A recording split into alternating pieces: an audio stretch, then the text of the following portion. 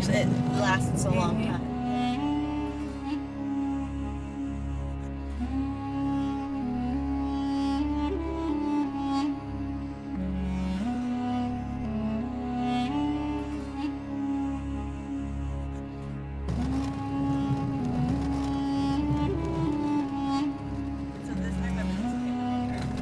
This is a very bumpy road, so just so you're aware.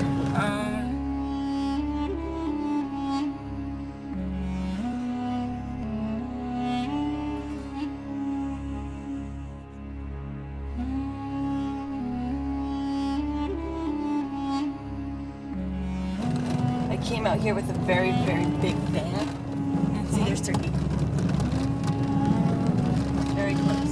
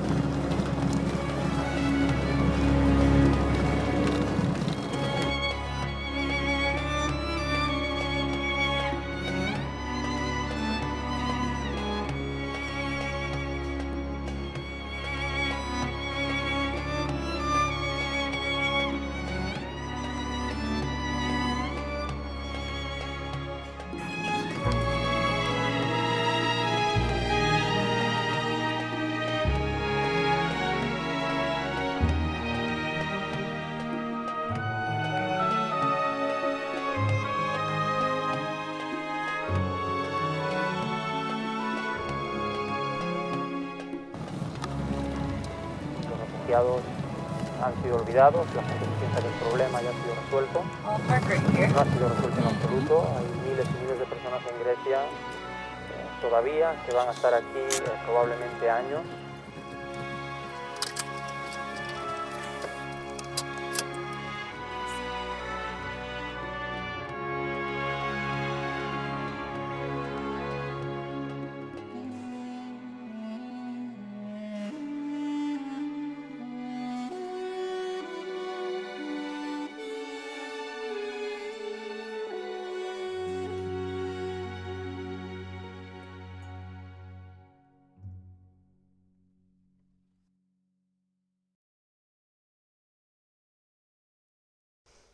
Cuando a mí esto me lo contaban, yo decía qué exagerados son con las cifras para hacerlo todo más dramático, para hacerlo todo más pobrecitos.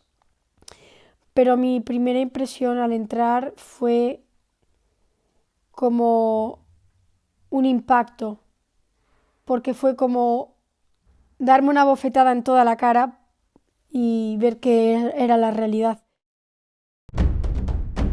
Hasta la puerta del campamento hay tiendas de campaña. Da igual sea verano, invierno, da igual las circunstancias meteorológicas, ellos viven en tiendas de campaña. Muchos tienen containers, pero no hay containers para todos.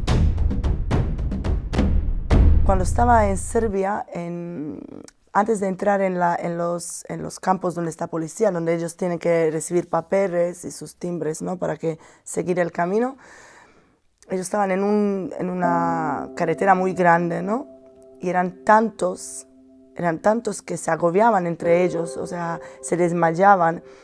Y lo que me tocaba mucho, que muchos usaban los niños propios para pasar, ¿no?, entre mucha gente.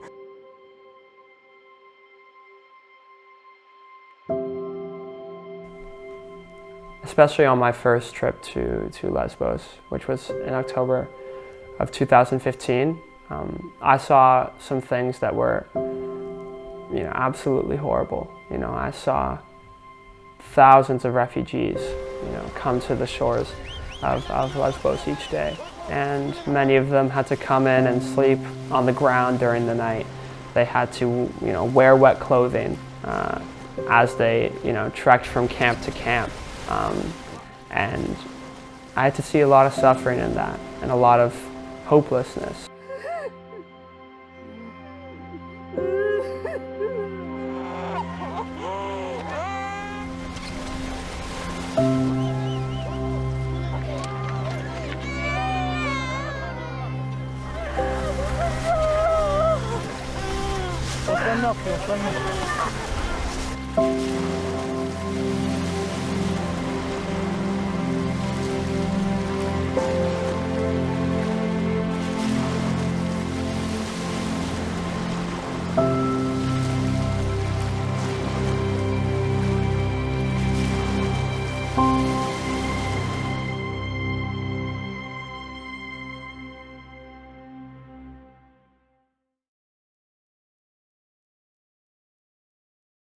Started to gain steam back in 2011 with the Arab Spring.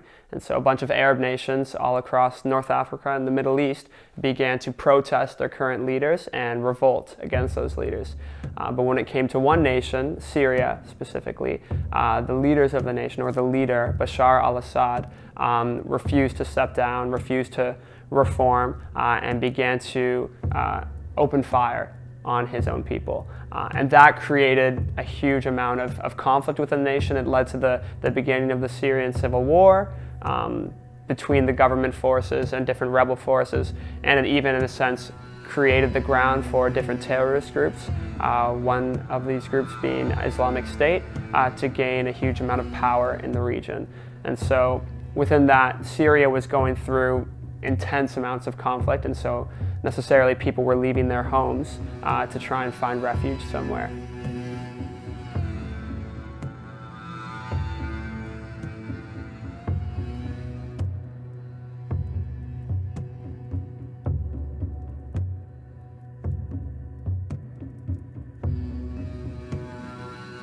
A lot of Syrian people fled to the nations right around them, so Lebanon, Jordan, Turkey, which actually still hold the majority of Syrian refugees. But then after the conditions of these camps began to deteriorate more and more, in their hopelessness, the Syrian people decided to look elsewhere and began to look to Europe. And so that began around 2015, the huge influx of Syrian peoples from Turkey to the Greek islands in order to seek asylum in Europe.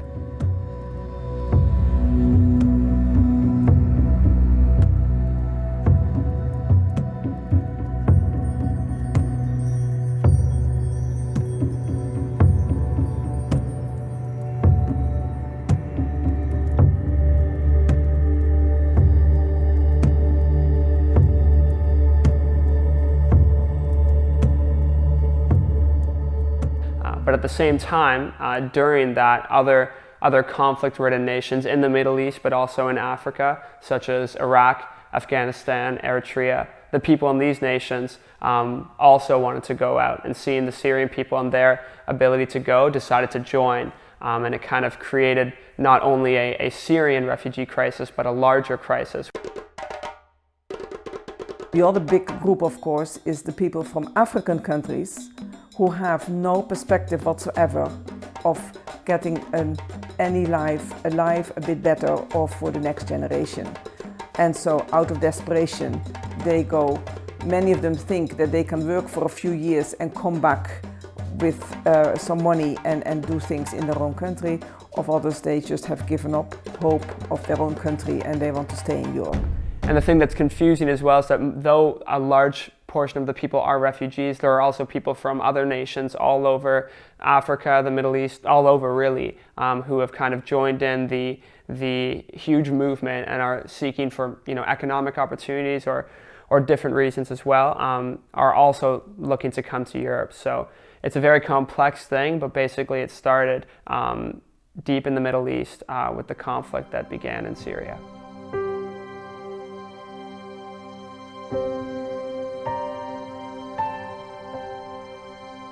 Esta crisis inmediata, o sea, fue una cosa que desbordó lo que es todos los planos de gobierno. O sea, no había un gobierno en toda Europa que estaba preparado ni tenía previsto ningún tipo de ayuda ni nada. O sea, que hemos visto que los gobiernos se quedaron en blanco y hemos visto que la respuesta verdadera no eran de los gobiernos.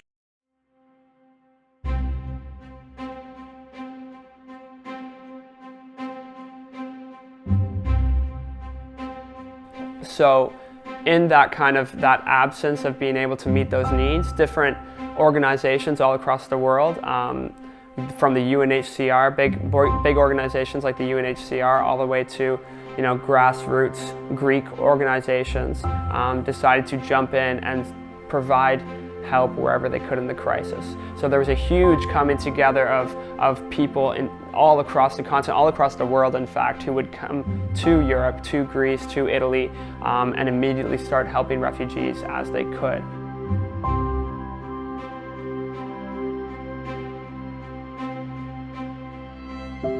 God tells us that He has compassion and a heart for people in need and people who are suffering or who are somehow outcasts from the society.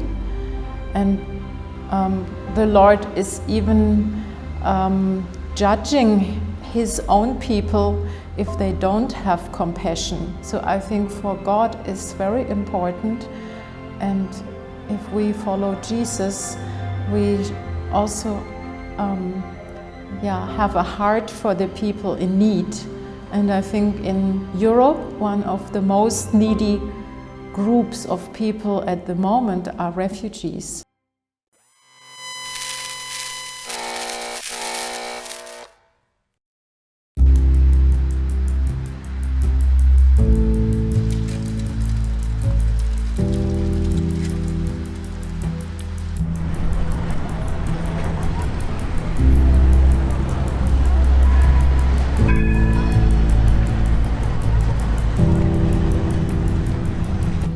In Lyon, where I worked, and it was the fall 2015 when the big wave of refugees started to come because of the war in Syria.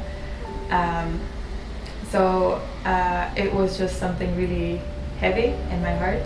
And then we were able to go to Greece to work in the refugee camps during Christmas time. The first time we stayed only 3 weeks. Working in the camps, and it was just to practical help.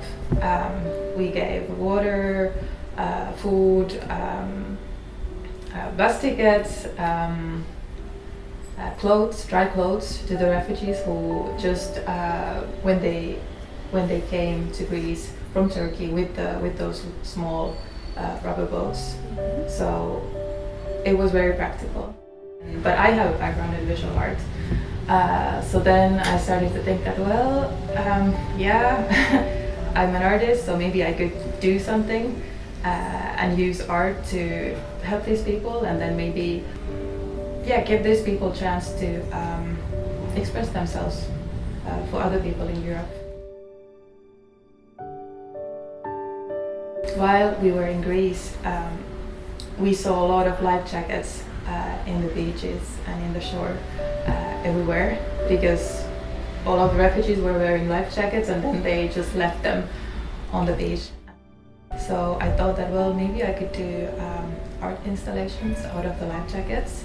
I could also ask the refugees, the people, to write their story and tell their story. Why did they come to Europe? Why did they leave their home country? And also, like, what are their hopes and dreams for the future?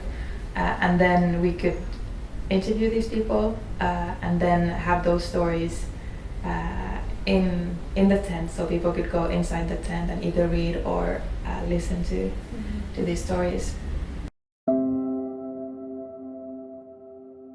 So this is the book with 15 stories, and this is the story of the woman, of the mother.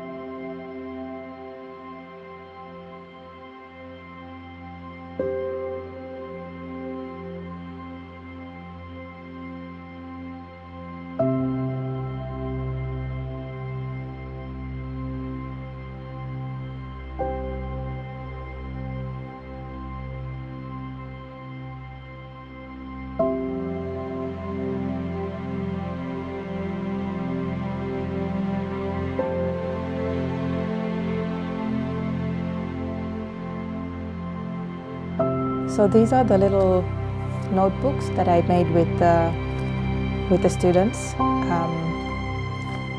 These are the pages, the original ones that they made. So all of these students were from 13 to 18 years old. I collaborated with the English teacher, so they started to write the stories already before I got there. And so the idea of this notebook was for them to tell their story in written way and also use images so that it would be more personal to other people to see what kind of people are these, what kind of people are refugees. So we made self-portrait with the help of photos. And then the first thing that I wanted them to tell was to tell something about themselves, just to make it more personal and easy to relate to. Here's, for example, Sally. She writes that she likes to draw and paint, and her favorite color is purple, obviously, and that she also likes cooking. And then also I wanted them to present their family. In many cases the families are really big, but actually her family stays in Iraq, and she came to Greece with his brother's family. I also wanted them to tell something about their life back home, something nice. So I asked them to share their one happy memory from their home country and then one sad memory. The happy memories could happen anywhere, just something really normal. A memory from a wedding, a memory from being in a park with family. And I was, about the sad memory that I asked them to share, I was a little bit worried that will it be too much or will it be something uncomfortable for them? But actually they really wanted to share that. They were able to share it with other people, and that other people would understand why they had to come to Europe. A lot of them shared the same memory actually, got persecuted by ISIS. So at some point they had to flee to a mountain that was close to the city where they lived, and it was a hard time. She's writing that one day we had to leave our home in Shingal and go to the mountains for 7 days. We had no food, no water, nowhere to sleep. It was a very sad day because we never returned. I wanted them also to think about something for the future, because it's good for all of us to dream and have dreams, something to look for in the future. So I asked them to share one dream for the future. And it could be just the dream in general or more concrete.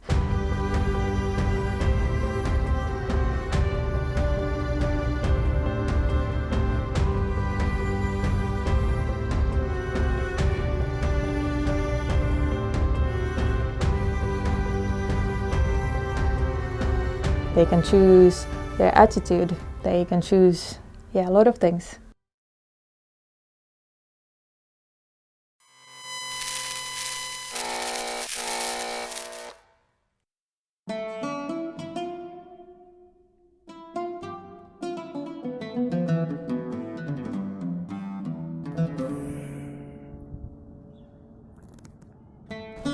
Remar llegó aquí al campamento de Madacasa el mismo día en el que este campamento fue abierto, es decir, a finales de marzo del 2016. Y desde entonces hemos desempeñado diversas tareas aquí en el campamento, cada día adquiriendo más y más responsabilidad debido al hecho de que somos la primera y única organización que está aquí desde el principio. Nos hemos ocupado mayormente de la elaboración y distribución de comidas durante el día. Esto es sopas, té, diferentes enseres, y también de la distribución de ropa, material de higiene y otros materiales de primera necesidad. Estas son las dos actividades que hemos tenido desde el principio, así como una pequeña guardería que ya no utilizamos debido a que los niños ya van oficialmente a la escuela griega. Aquí cerca está el pueblo de Manacasa y luego hay otro pueblo que se llama Ablona, a unos 10 kilómetros. Son pueblos pequeñitos. Aquí hay muchos niños. Si a todos estos niños los metes en la escuela del pueblito chiquitito de Ablona o de Manacasa, ¿qué ocurre? Que va a haber más gente de Afganistán, de Siria, etcétera, que griegos. Y entonces crea un problema de desarrollo tanto para ellos como para estos de aquí. Por tanto, tienen horarios y clases separadas.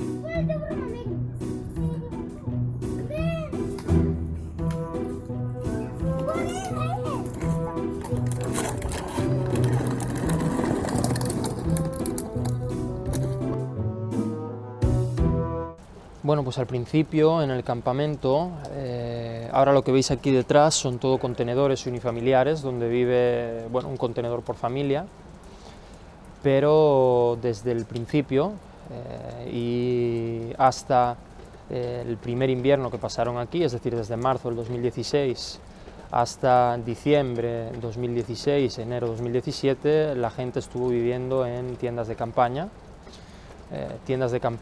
con hasta 10 personas en cada tienda, con 0 condiciones higiénicas. De hecho, había menos de 20 baños para más de 1.500 personas, que es la población que había al principio, y poco a poco pues hemos estado mejorando la situación de ellos, pasando de tiendas de campaña a contenedores unifamiliares, añadiendo a los contenedores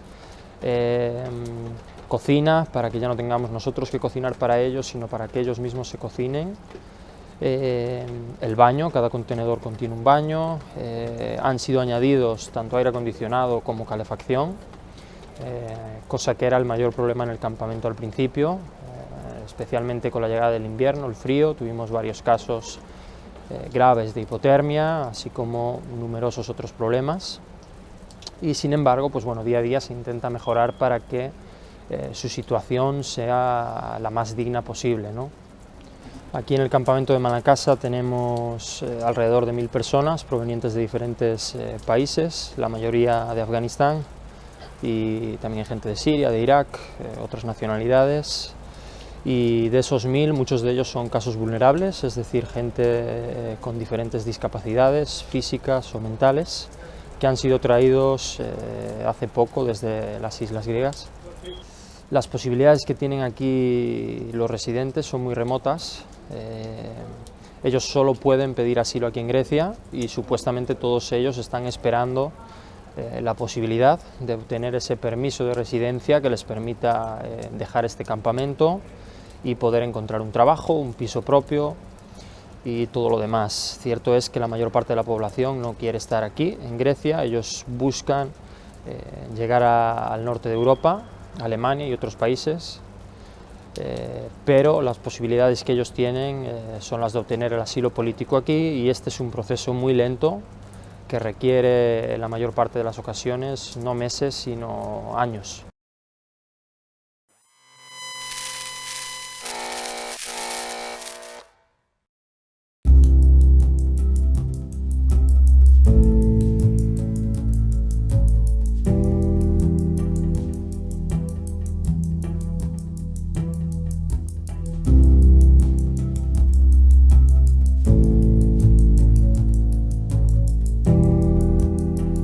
Years ago, we started with maybe 50 immigrants between two jungles. When the war in Syria started, they came by hundreds. In 1 week, only in 1 week, we saw the camp changing from 50 to 100 and ended up with 1,300 refugees in the jungle. Women, men, children, handicapped people, some in wheelchair, some who had not even wheelchair but couldn't walk.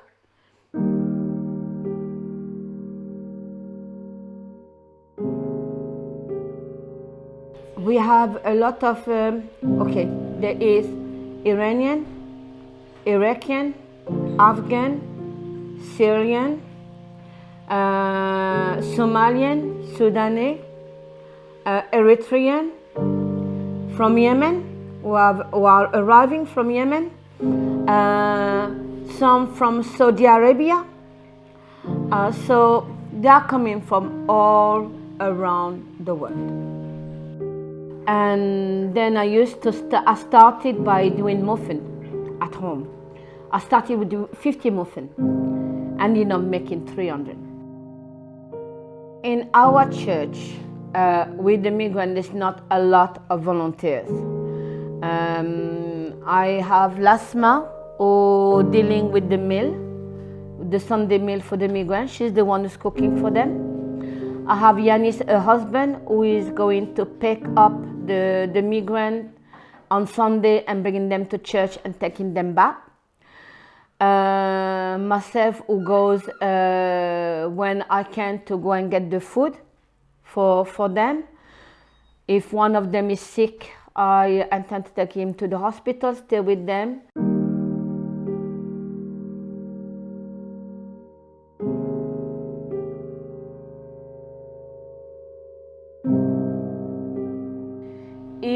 It's unbelievable that we could see this in our own ground. When you know that you are in Europe and that people who are in Africa dream about Europe, and that you see that next door to you, only next door to you, you're arriving to a war yard. It's a war yard because you have the migrant fighting for living, and at the same time fighting with mafia who are in the jungle and who are their own boss, because you don't have the police doing nothing, because this is not the police ground. The French government opened them the hand, opened them the door, and then once they were inside, they say, well, now you're there, we can't do nothing for you.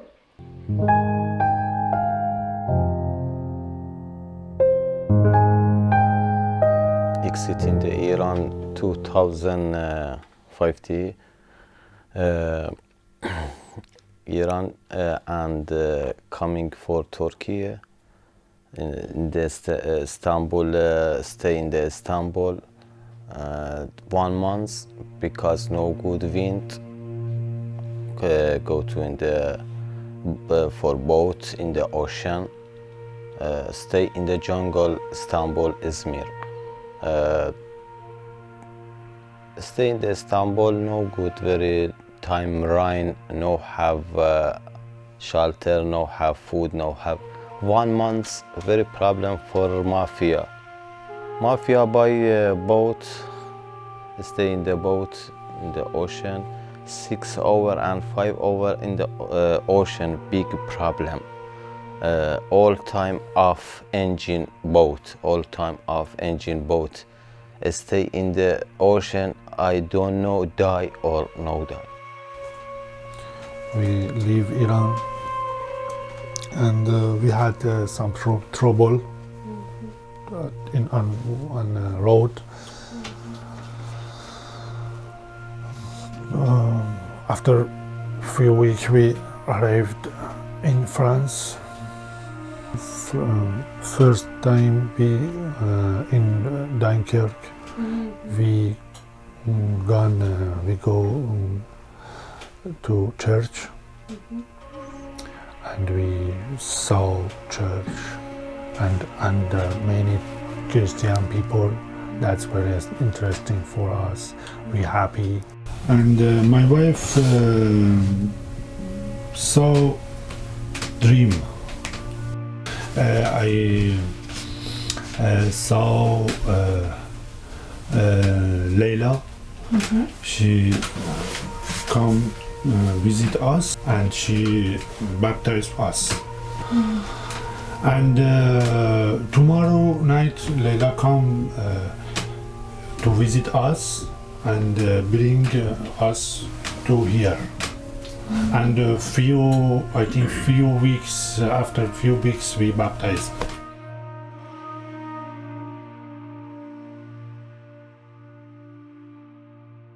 When they come to us, we are not judgmental. We are not looking where they are coming from. We're not looking at their background. We're helping them no matter what. Jesus said, if one of the lamb is left alone, leave the others and go and get the one who's lost. So all of them are very precious. We don't know why, but we're not there to ask ourselves questions. We're here to do what God wants us to do.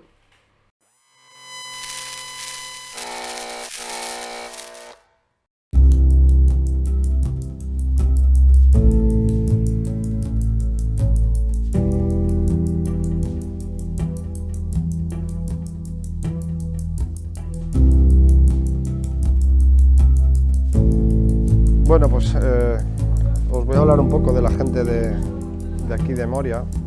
Sobre todo y ante todo quiero que sepáis que son gente normales y corrientes como somos nosotros. Son carpinteros, albañiles, doctores, abogados, amas de casa. Simplemente que por la situación en la que se encuentran ahora tienen que estar aquí todos, por el tema de las guerras o las situaciones que estén viviendo, que lo han perdido todo. Entonces nosotros llegan aquí e intentamos brindarles o ayudarles en la necesidad que nosotros podemos. Aparte de realizar el organizamiento de la comida, también llevamos gente al hospital, hacemos de 4 a 6 viajes al hospital. Hacemos tema de urgencias, cuando nos llaman para hacer alguna urgencia y llevar al hospital también lo hacemos. Hacemos actividades con los niños, tanto de pintura, como de recortar, como de, no sé, varias actividades. Ellos pintan, ponemos sus dibujitos por todos los lados y ellos son contentos. Sin embargo, personas adultas se ponen ahí y están contentos. De verdad que siempre donde escarpa de remar es un poco la vida, es un poco alegría. Y ya esto es... Porque de verdad sin esto no se puede, ¿no? Les damos leche con galletas también, día sí, día no, leche con galletas por la tarde a partir de las 3:30 para que ellos puedan llevarse algo calentito al estómago, los niños. Y todos los días damos té. Después de dar las cenas hacemos té calentito y lo repartimos por la noche. Todo el mundo pasa por aquí por Moria. Todo el mundo pasa por Moria cuando son recién llegados y de aquí ya se reparten a otros sitios. Hay otro campamento que se llama Karatepe o a ciertos hoteles que hay en Mitilini, entonces se va repartiendo a la gente. Pero la llegada, todo el mundo viene aquí a Moria y viene gente de todos los países, de Irán, Irak, Pakistán, Afganistán, árabes, kurdos. Porque ellos llegaban de Turquía y pues tenía que pasar unos 6 kilómetros, es largo mar, o sea, costa de Turquía hasta la Grecia, ¿no? Eso es una patrullera turca. Entonces los turcos lo que no quieren es que lleguen aquí, entonces les golpean la barca para que... ¿No lo has visto?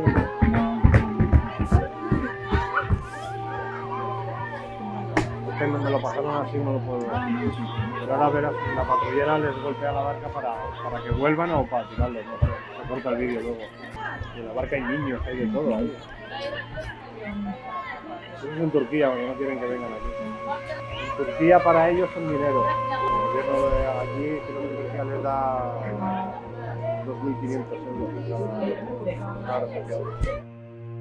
Todo el mundo se encuentra mezclado, se intenta separar un poquito, pero convive la gente toda junta, tanto niños como madres, como solteros, como gente mayor. Moria es un campamento muy difícil por la cantidad de culturas diferentes que hay.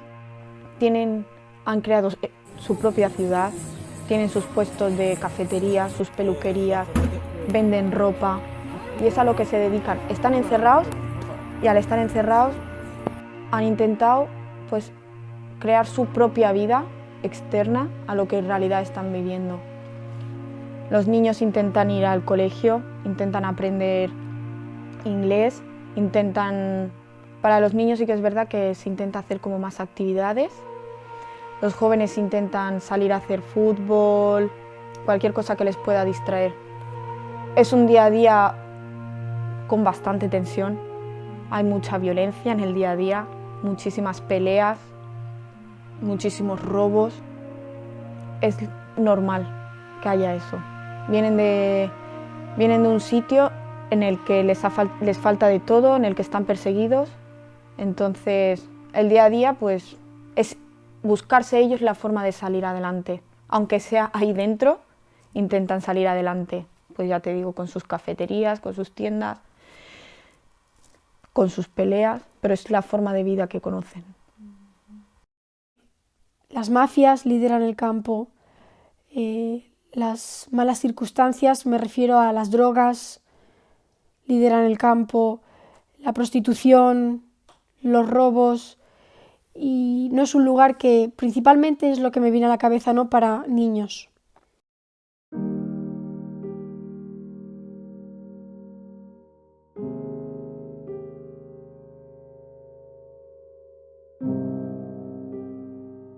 Lo que a mí de verdad, sinceramente, más me toca son las personas de tercera edad, ancianos, ¿no?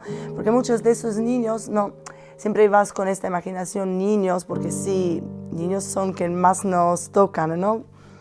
Pero muchos de estos niños vivían situaciones súper duras y vienen de unas circunstancias que nosotros no nos podemos tal vez ni imaginar, ¿no? Así que llegando ahí, pues están en un sitio libre donde ya pueden jugar, mucha gente que los abraza, que los traen juguetes, y ellos como, para ellos es, aunque no se puede así llamar este sitio, pero es un pequeño paraíso porque es algo mejor de donde estaban, ¿no? Cuando tú miras los ojos de las personas ancianas, ¿no?, que yo siempre comparo con mis padres, ¿no?, porque uno siempre pues lo ves que tristeza, ¿no? Perdieron familiares, sus hijos no saben ni dónde están, trabajaban toda su vida para tener una casa, para tener una familia, tener algo, y no tienen nada. Algunos se han ido sin prácticamente ni una bolsa de su casa, o sea, toda una vida es ropa que llevas encima tuya. Es fuerte, es muy fuerte. Y tú vas ahí, pues, uno se puede desanimar y pensar, poco puedo hacer, pero sí que se puede hacer. Se puede comunicar con ellos, escucharlos, darle importancia, saber que ellos de verdad cuentan y que no son un número.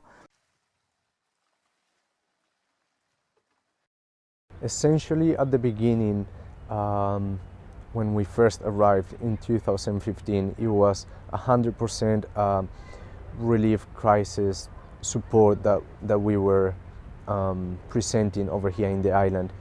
There was a lot of people coming by. Boats will come every day, filled with refugees, families, single people from all over the Middle East, different cultures, different nationalities, and they all needed help. And it was very hard work to do, and the support was very limited that we could provide. From the island at the same time as they were arriving, there were a lot of people going into the mainland. But then as time goes on, we realized that not many people were leaving the island, but still there was a lot of people joining and coming from Turkey. And so that was a big change for us. We needed to adapt the work that we were that we were offering to the people and the help that we were offering to the people. And so we needed a little more stability on that. But we worked together with 3 other Christian organizations that are present on the island. What to do with the refugees and what will be the best for them.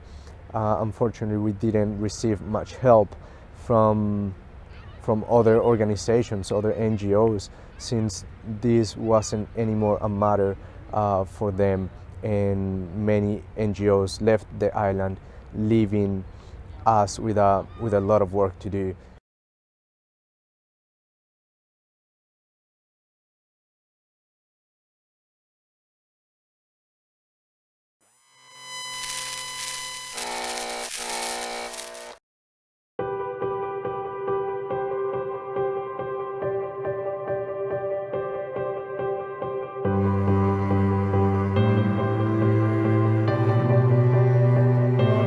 Tenemos aquí este centro de ayuda a los refugiados.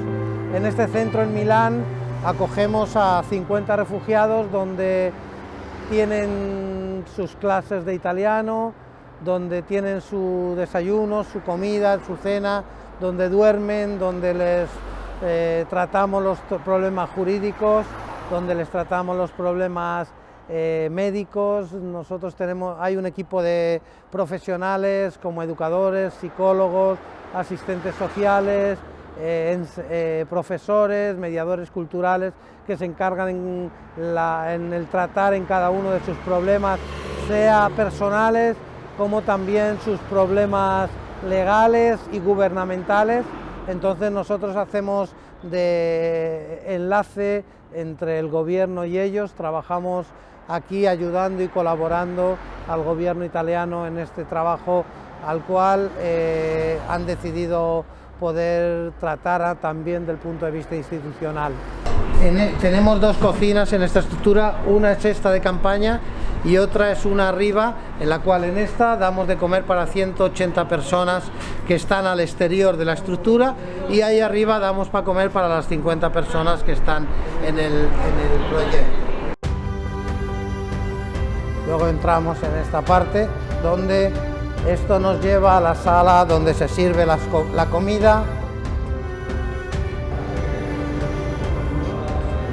Aquí es donde desayunan, comen y cenan los cocineros, y tenemos cocineros profesionales que les hacen la comida. No todo el personal es voluntarios. Esta es la sala también donde nosotros también hacemos reuniones con ellos, donde los podemos dar hacer las reuniones, donde podemos explicarlos, donde podemos hablarlos, donde podemos transmitirlos el plan de Dios para sus vidas. Intentamos llegar a ellos con varias fórmulas, pero lo importante es llegar a ellos, ¿no? Entonces aquí les damos charlas de diferentes cosas, no solo, sino incluso de convivencia, de civilidad, o sea, de cursos de italiano, cursos de manualidades. Ahora les estamos preparando para dar los cursos de música. Allí ellos usan también para poder hacer un poco de ejercicio, y también donde pueden ver la televisión y estar un poco bien. En realidad ellos no es que entran en Europa muchas veces solo por entrar y por buscar una nueva vida, no, muchas de las veces entran en Europa buscando vivir. I am feeling very safe here. All people is very kind and helping. Very good relationship here, like a family. I am feeling good here. Where are you from? I am from Pakistan. Nosotros somos una obra misionera y hemos visto siempre la situación de trabajar como misioneros, pero nos hemos dado cuenta en este tiempo que la colaboración de los voluntarios es siempre importante, porque hay veces que nosotros, el misionero lleva un trabajo muy continuo de todos los días, mañana, tarde, día, meses, días. Es un trabajo muy continuo en el cual sí, tú lo realizas, pero el trabajo crece, y muchas veces solo los misioneros no llegan a cubrir todas las áreas donde estamos trabajando. Entonces yo creo que los voluntarios están aportando un valor aplicado, ¿no?, que para este trabajo, porque los voluntarios hacen que donde luego nosotros igual no llegamos, ellos nos ayudan a llegar. Entonces, en la comunicación, personas que vienen para un mes, para 2 meses, para 3 meses, personas que vienen algunos para 15 días, pero bueno, no solamente conocen lo que Dios está haciendo, no solamente pueden dar una mano, sino que luego pueden ser de un punto anche de comunicación con el resto para que puedan comunicar qué es lo que están haciendo los cristianos en el mundo. Ellos son enviados en este centro de parte del centro de ayuda de Milano, del comune. Vienen enviados, nosotros le damos cama, le damos alojamiento, ¿no? En general, ropa. Luego empiezan a ser seguidos, ¿no? Uno por uno, ser enviados para la policía para ser identificados.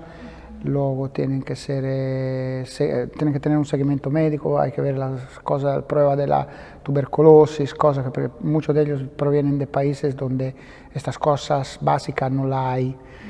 Tienen que hacer obligatoriamente porque se piden la ayuda como refugiados en el país de Italia, necesitan hacer unas horas de curso. Tenemos una maestra de italiano que todos los días viene y se ocupa poco a poco de aprenderle por lo menos la base del idioma, porque si piden de vivir en Italia, lógicamente tendrán que empezar por lo menos a hablar, a saber escribir su nombre.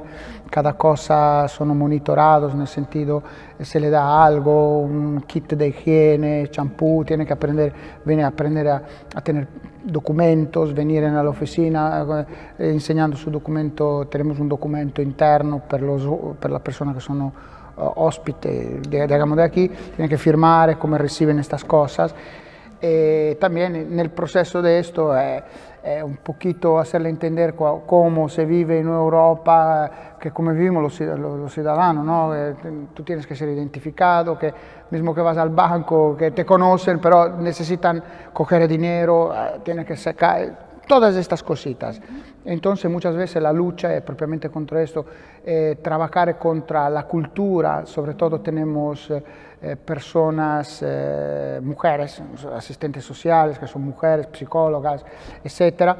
Muchos de ellos, para ellos la mujer es algo que los limita, porque ellos no entienden. O sea, trabajar una mujer, decirle, mira, esto tiene que ser así, ellos no lo entienden bien. Entonces hay que explicarle, hacerle ver todas estas cosas, que en Europa las mujeres ocupan trabajos también, digamos, que gestionan cosas. La responsable del centro, del proyecto, es una mujer, una doctora, una asistente social. Entonces, claro, hacerle ver todas estas cosas.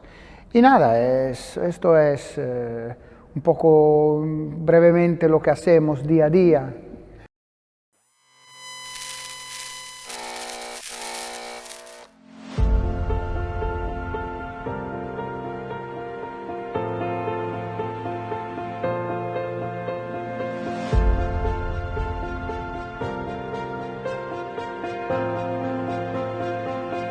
Okay, my name is Ulrike.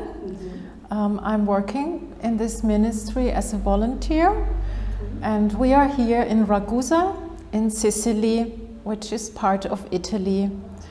And in Ragusa we have the ministry called Open House. It's a day center for refugees, and it's a ministry from an association called Missione Trevi.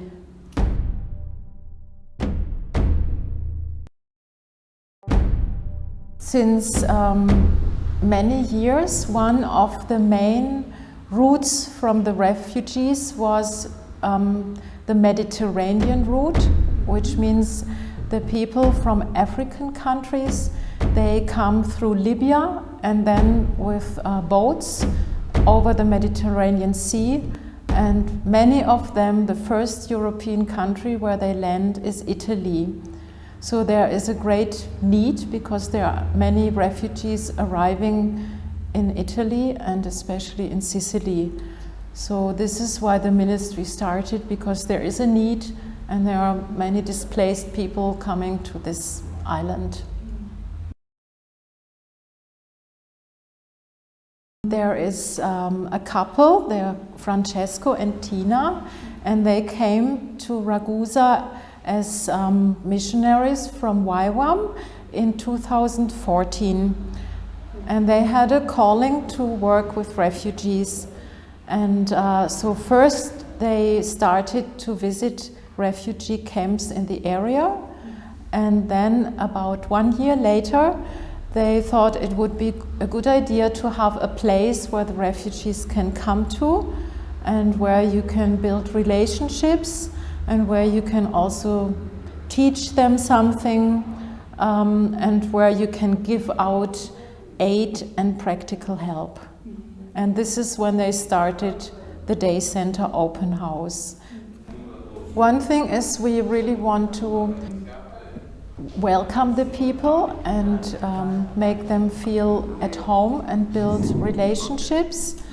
But then also we offer the classes, like we have a computer class, Italian class, literacy class, English conversation group, and a sewing class. And also when we have a group of interested people, we do with them Bible study, and we show them a series called Al-Masira, where they can learn the basics of the gospel. We also have sometimes aid, mostly clothes and shoes, which we can distribute for free.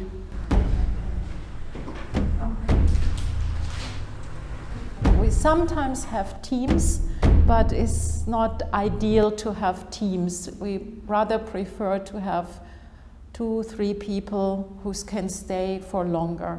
And we need people who can teach the courses, and then you have to be here for several months to complete a course. And there are Muslim groups from Iran, from Afghanistan, who nowadays they are very open to learn about the Bible, and many become Christians. But here in Sicily we don't have so many Iranians and Afghanis. They come more from African countries.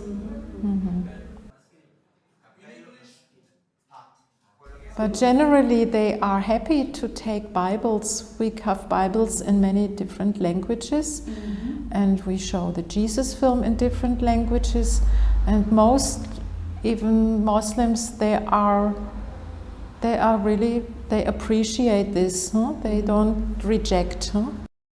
The refugees arrive in Sicily and they stay here for a couple of weeks or maybe months, but many of them, they don't stay here. Even if they get their documents, they move on to other parts of Europe, because Sicily is also economically very poor and there are very few job options. So in our ministry, we put the seeds and then they pass on.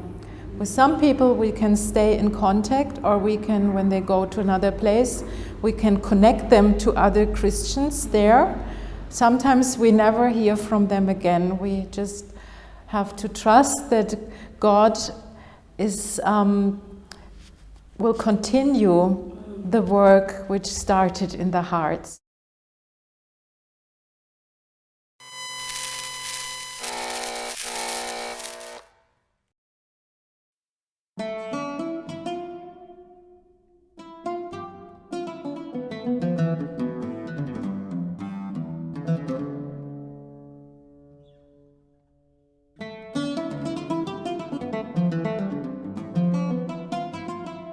This care center made from Agape, Greece, in cooperation with 15 evangelical churches of the Thessaloniki city. The idea of this center have one of pastors of these 15 churches, and was after the closed of Idomeni. If you know what is Idomeni, is another story. Idomeni was the passage to the next country for 1 year from 15 summer until 16 February, all the borders in Europe are open and the refugees go free to Europe.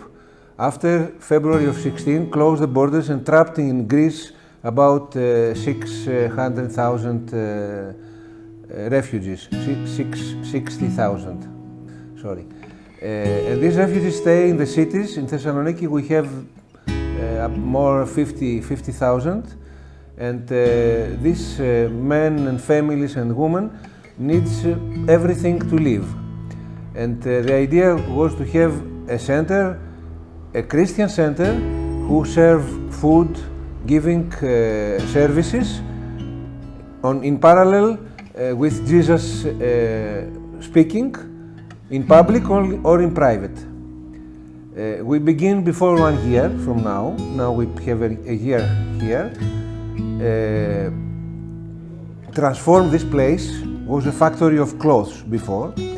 Transform this place, make these separation walls, make 8 baths, make a place for laundry, another place for storage place, all the place for classrooms, and we have 2 months in preparation, and after this, at the end of the March a year before now, begin to open like today.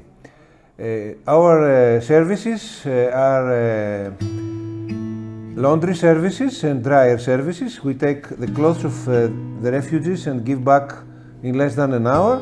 We have 8 baths.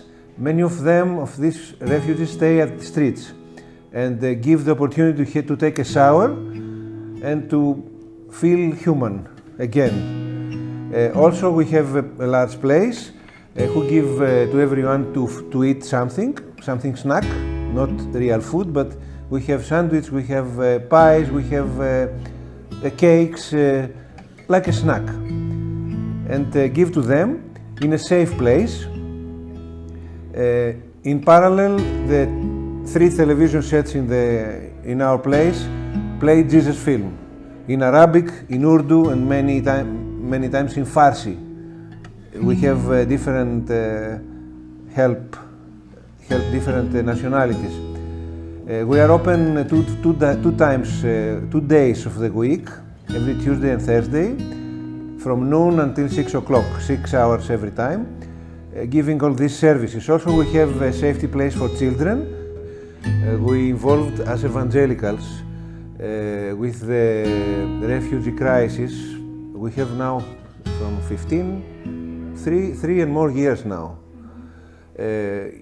In this place, Idomeni, I said before, was a passage to go to the next country. In 1 day, it's possible to go to the next country through of us, in front of us, 500, 600, 1,000. The top was a day 11,000. 11,000 people walking, go to the next country. That these are other human beings. These are human beings that are in suffering, suffering they did not choose.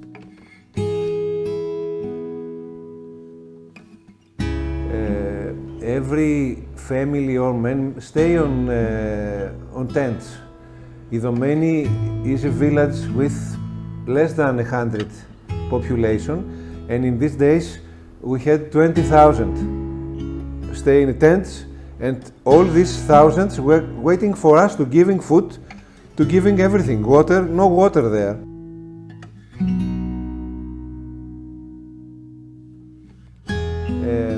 All this center work with volunteers. We are volunteers, and we need volunteers from Evangelical Church of Greece and from outside.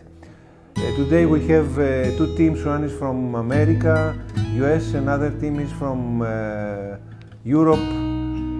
It's different teams to coming for us.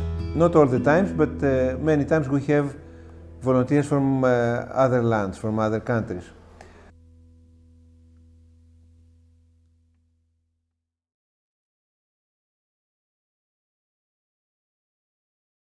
This is a Bible in Arabic, Farsi, Dari, and give to the refugees. And this is all for refugees.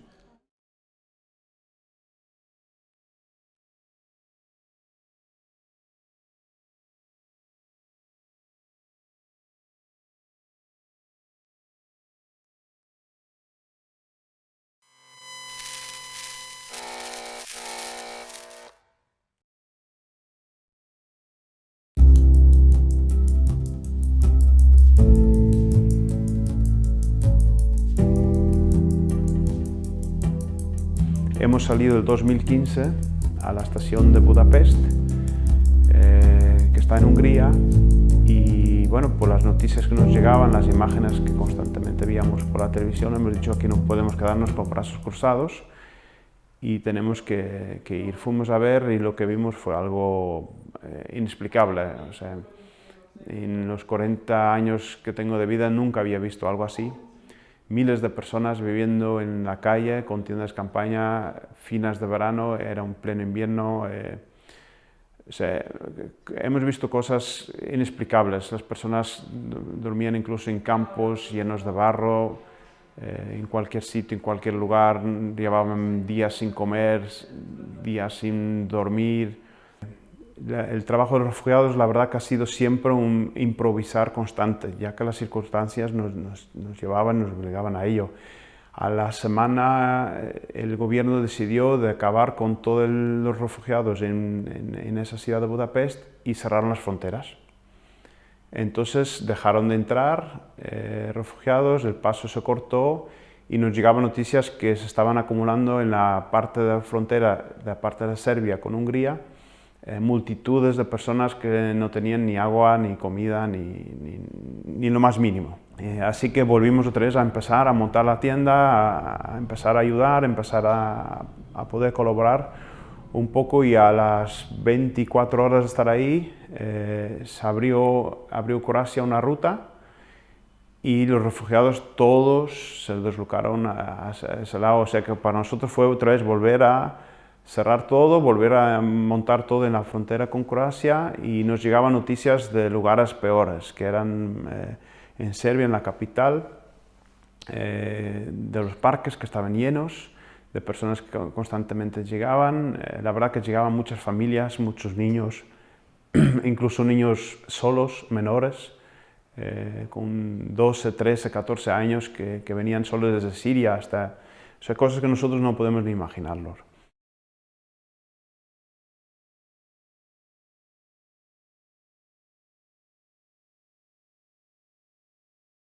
En Serbia, en el campamento de Preševo, junto a la frontera con Macedonia, donde hay capacidad para 800 personas, y en la cual yo creo que están las 800 personas en este momento.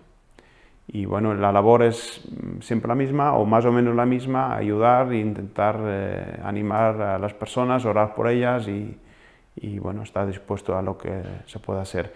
Pues remar cuando ha visto que hay tanta necesidad y todo esto, pues como mucha otra gente, ¿no? Se ha ido llevando con corazón, así sin mucho pensar, sin saber qué los espera ahí. Y se han puesto en fronteras. En este punto era Hungría, ¿no? Porque era última frontera donde ellos podían llegar más libre, ¿no? Y yo me he ido 2 meses después que han ido primeros colegas míos, ¿no? Yo me he ido en Serbia, en Preševo, que es una ciudad muy chiquitita, que es en la frontera entre Macedonia y Serbia. O sea, en un punto donde todavía no empieza la Unión Europea, donde bastante, pues ellos podían llegar a bastante libre. Y ya desde ahí era un poquito más difícil porque tenían que entrar en Europa. Pero toda la gente venía en este punto. Así se acumulaba una montaña de las personas que ya estaban desesperadas, a lo mejor con tanta necesidad que tenían. No parece mucho, pero en ciertos momentos era suficiente. O sea, eran felices con recibir lo mínimo, y nosotros pues dábamos todo lo que podíamos. O sea, estábamos ahí 24 horas. Cuando luego vuelves en tu casa, te preguntas, ¿cómo he podido durar así, no? Porque en tu casa tal vez a veces tienes unos trabajos más simples y no los llegas, o sea, te cansas, pero ahí pues te conmueve toda la situación, te conmueve necesidad realmente. Madres con niños que recién nacidos por el camino mismo, o sea, parece que hablas de las cosas que pasaron hace, no sé, 300 años, pero no, es una realidad que sucede ahora, ¿no? No te lo puedes creer y no te lo puedes olvidar. No te lo puedes olvidar tan rápido. Es gran necesidad, pero también, no sé cómo decírtelo, es que como que falta falta todo.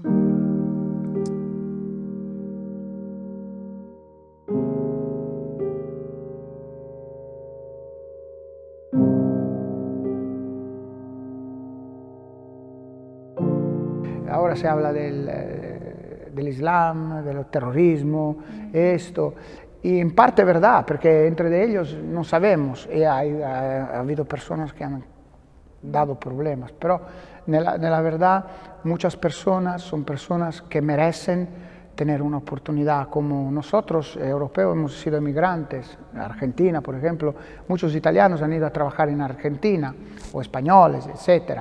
Entonces yo pienso que hay que dar una posibilidad a chicos que quieran de veras, que demuestran, que se esfuerzan, porque hay muchos que realmente quieren eso, quieren tener una oportunidad de vida que no han tenido. La verdad que cuando llegué iba con un poco de miedo, porque al ser yo cristiana y ellos musulmanes, y tenía yo una idea de su cultura, de su religión totalmente diferente a la que tengo hoy. Creía que me iban a rechazar por ser cristiana y me encontré con gente totalmente diferente a todo lo que yo pensaba. Personas que me respetaban, que me protegían. Yo intentaba dar cariño, intentaba dar amor y lo recibía de parte de ellos. Entonces eso para mí fue una experiencia.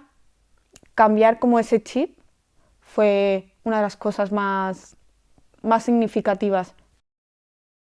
Conoces tantas culturas y te das cuenta de que porque son diferentes no quiere decir que la nuestra sea mejor o peor.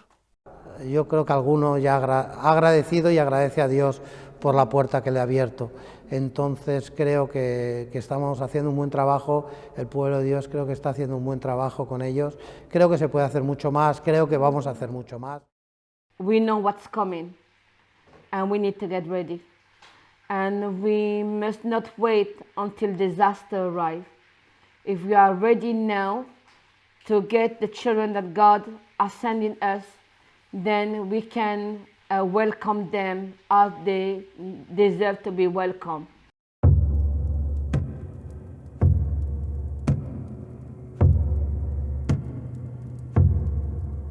La respuesta de la Iglesia en la Segunda Guerra Mundial, donde hubo tantos refugiados que escaparon, fue un desastre.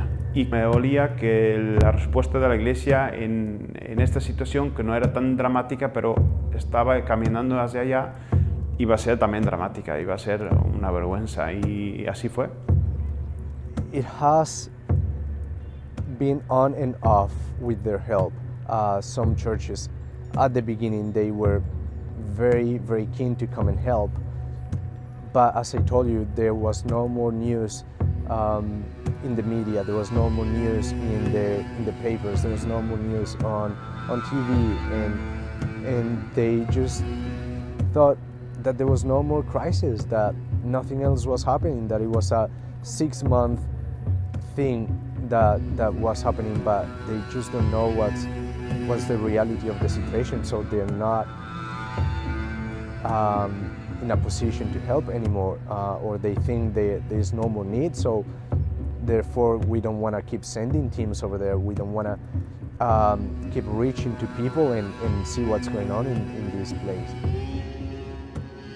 Es una cosa romántica, ¿no? Gente llevándose por emociones, muchas personas ayudando, ¿no?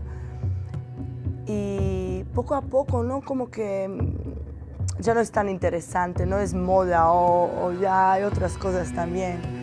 Y seguramente que los hay, ¿no? Pero esto no está pasando, o sea, no está ni haciéndose más pequeño, sin embargo, al contrario, ¿no?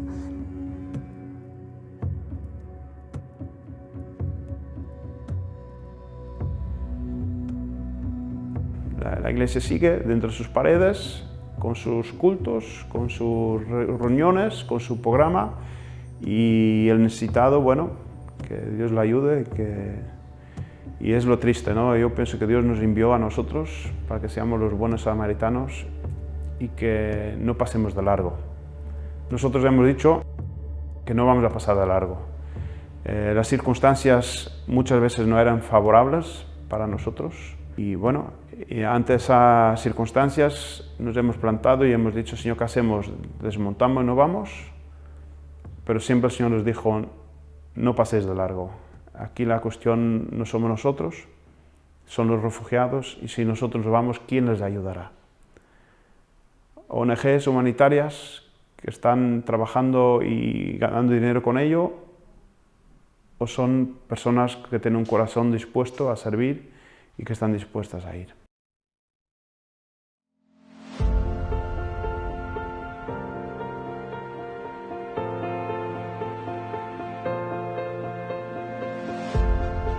You know, the idea that the harvest is plentiful.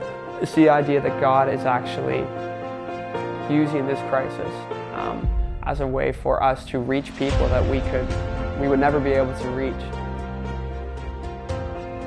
We know that people who are so out of their comfort zone, they are often more open for good news. And that doesn't mean that you necessarily have to start preaching to them, but start to give them a blanket, start to give them attention. You don't even have to come with presents, but come with yourself and give them attention, listen to their story and share from your own story. And you know, treat them as friends, as humans.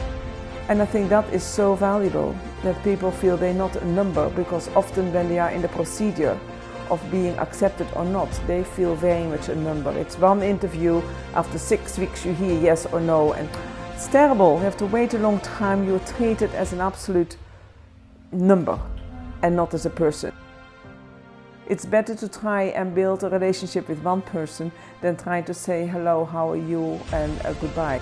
Que vean como que hay algo diferente entre todo lo malo que hay, que tú no vas solamente a ayudarles a darles comida, sino que hay alguien que vaya a darles cariño, que va a darles tiempo, que va a dar tu tiempo, se lo estás dando a ellos. Y eso para ellos es mucho más importante que el hecho de que les estés dando comida.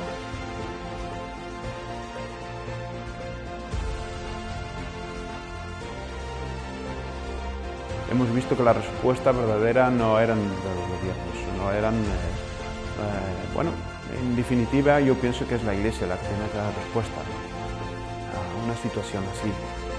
We should be involved because we need to realize that that God is not enjoying that. He's not enjoying their suffering, and especially when we have something, we have an ability to help, whether that be in finances and donating to people who are on the ground, whether that be in awareness. Yo animaría a todo el mundo a ir, porque lo vemos desde desde la televisión y decimos, pobrecitos, ojalá salgan de esa situación, pero ellos no pueden salir de esa situación solos. Y si todos pensáramos, pobrecitos, ojalá alguien vaya a darle, nadie habría para ayudarles.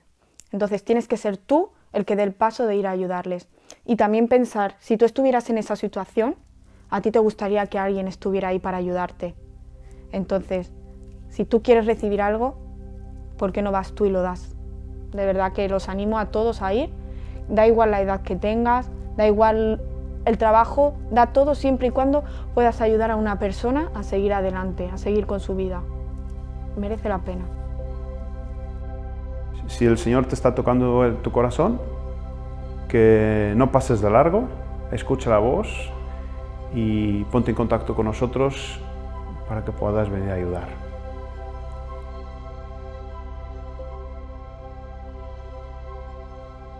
Lo he hecho todo con tanta disposición, con tantas ganas, que no pienso que ha sacrificado algo. Pero lo que me realmente llena y lo que realmente me hace feliz es esto. Así que no me siento sacrificada para nada. Aunque sé que hay muchas personas, y conozco muchos mis colegas, sin embargo, de remar y tal, que dejaban sus familias propias y apartaban meses para estar con las personas que para ellos realmente esto no son nada. Sin embargo, las personas que vinieron como voluntarios en remar, que no tiene nada que ver con remar, pero hacían su voluntariado, su ayuda dentro de nuestra organización, hacían la misma cosa. Tal vez tenían sus vacaciones de trabajo, 1 o 2 semanas, y no iban a hacerse unas vacaciones, sino venían ahí a ayudar a las personas, una cosa grande, de verdad. And had to sacrifice my my ability, this is an even bigger one, my ability to do things on my own. You know, when you're involved with refugee work, it's so easy to get into the mindset, you know, I am the savior, I am the one coming in, and if I don't do this work today, which is so needed, but if I don't do this work today, it's all going to fall apart. But I think that I came to realize that I'm part of a team and that I am a follower of God.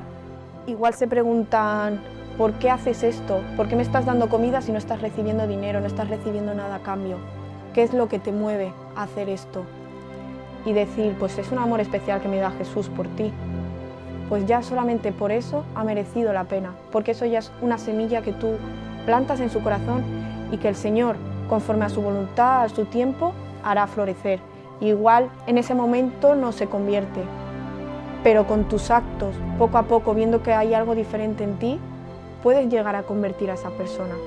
No tú, el Señor. Ha valido la pena totalmente. Ya no solo por el hecho de ayudarles dándoles comida o dándoles ropa, sino por lo que yo he podido ver, por lo que yo he podido aprender a valorar lo que tengo, que el día de mañana lo puedo perder, a amar a las personas de una forma diferente, a respetarles, a no creerme todo lo que dicen. Todos somos iguales. Tenemos diferentes culturas, diferentes religiones, pero todos somos iguales. Absolutely. No, I think it was worth it because I do believe I've been in the places where the Lord wanted me. Es mi vida esta. Mi trabajo es mi vida, esta es mi vida. Yo he decidido, en la verdad, es un ministerio que ver a uno de estos chicos, verlos contentos, saber que igual tú has contribuido porque este chico, que tú lo conoces, un día podrá ser una persona con documentos que pueda trabajar, puede ser útil a la sociedad. Para mí es una satisfacción, personalmente hablo. Para mí es satisfactorio saber que he hecho algo para esta persona que no tenía ninguna esperanza. Este es un símbolo, lo han hecho los refugiados en Grecia, en Moria, juntos a los voluntarios y a los misioneros, con una intención de manifestar lo que para ellos era la entrada en Europa. Era un símbolo a la libertad y una forma de demostrar que con estas manos y estos pies ahí pintados simbolizaban que habían entrado a lo que podía ser y lo que ellos esperan que fuera la entrada a la libertad, a la fuga de las guerras.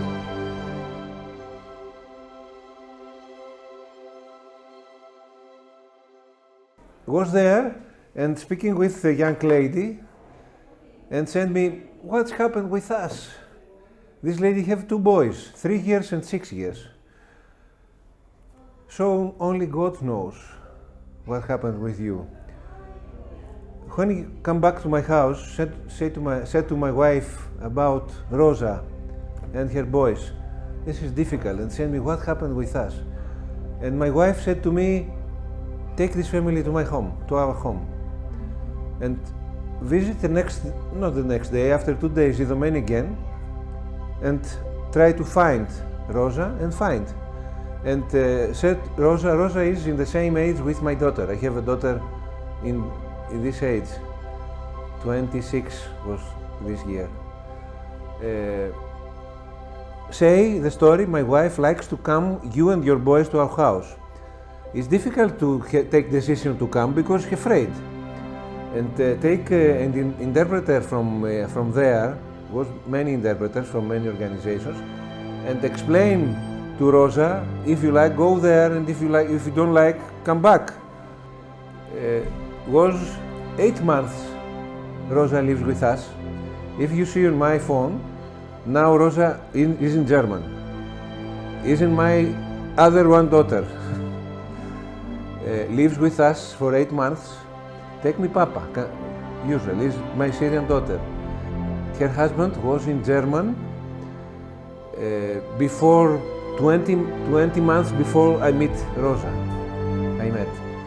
And after many applications, waiting with me, not alone, take the license to move to German and take an aeroplane with them and move to Düsseldorf and give Rosa and the boys to the father.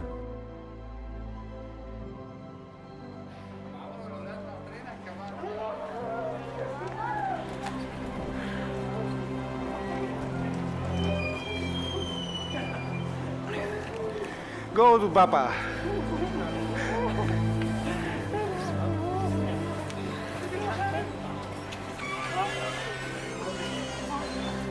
Your girlfriend, eh? Hello. Hello. Take it.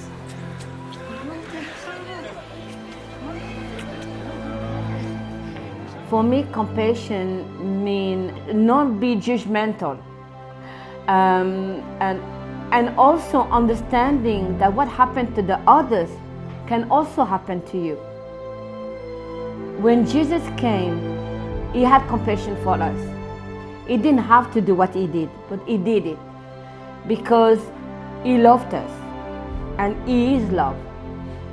And we are representing who he is.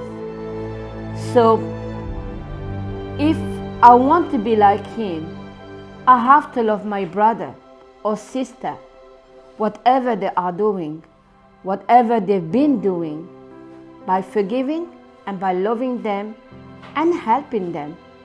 That's where compassion comes from. It all comes from love.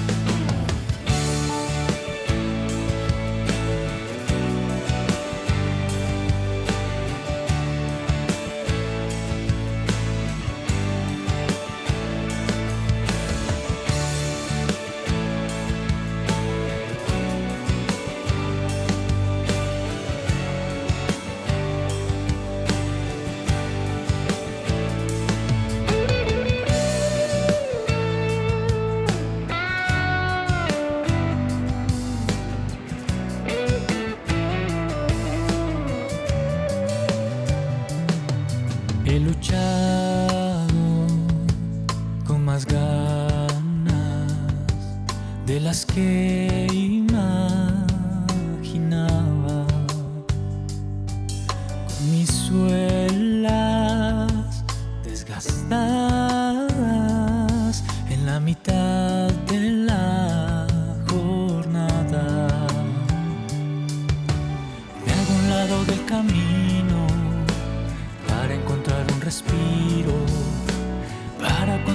las fuerzas que me lleven a la meta. Me hago un lado del camino y es allí donde me inspiro a seguir con la esperanza de que podré vencer, porque yo no me rendiré. Todavía queda mucho por recorrer y yo esperaré, aunque queda mucho que aprender, y me levantaré, no importa el alto precio por vencer.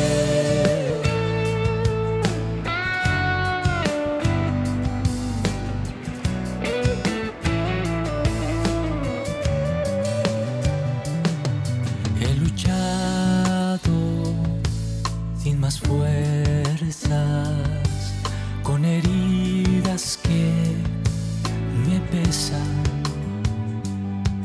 aprendiendo con certeza que la esperanza no avergüenza.